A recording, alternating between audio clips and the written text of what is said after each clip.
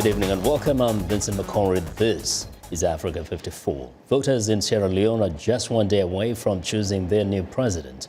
16 candidates are competing to replace President Ernst Bai Koroma of the All People's Congress Party, or APC. President Koroma, who's been in power for 10 years, is not permitted to run for re-election.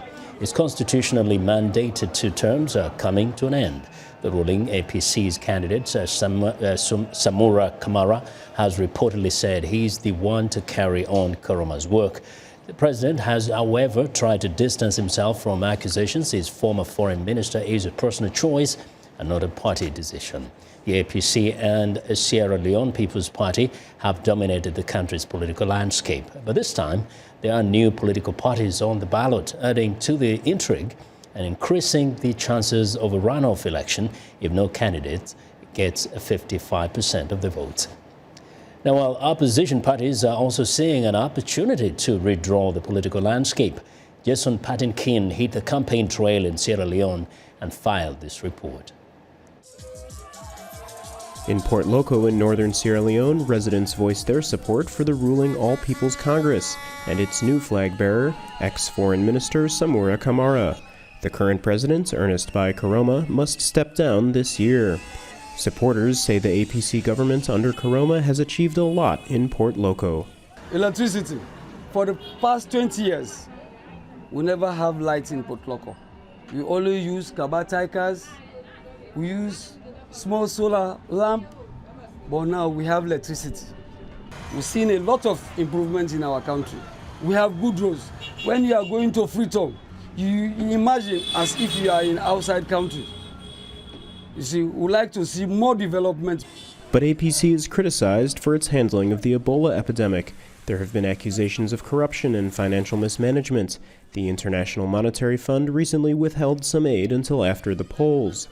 The APC's longtime rival, the Sierra Leone People's Party, is based in the south. In the town of Bo, the party faithful prepare to once again support their candidate, retired Army General Julius Maada Bio.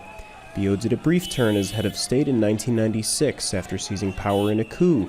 He lost the 2012 election to Koroma. The whole of, I would tell you, Eastern Province and the Southern Province is for the SLPP. The Western area, we go 50-50. So the North, we are a district that is ready to vote for us, overwhelmingly. So just a small number that is left for them. We are going to kick them out of power, trust me. The APC and SLPP have dominated Sierra Leone politics since the 1960s, but this year there is a potential dark horse, a new party called the National Grands Coalition.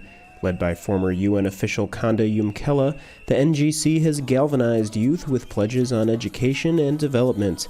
The NGC has pulled supporters from both of the major parties, including in Bo. The last election, I voted for the SLPP because we never knew that the type of messages that Dr. Yumkela is preaching. We just voted for the old party because we thought it was our party.